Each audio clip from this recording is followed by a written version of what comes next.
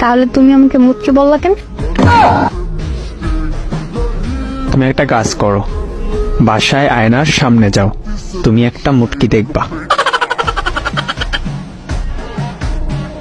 দেখো আমি অনেক মোটা হব, তোমার সমস্যা আছে?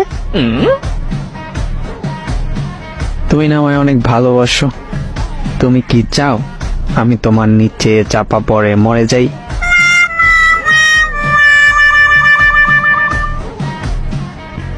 আচ্ছা তুমি কি চাও আমি না খেয়ে শুকিয়ে মারা যাই?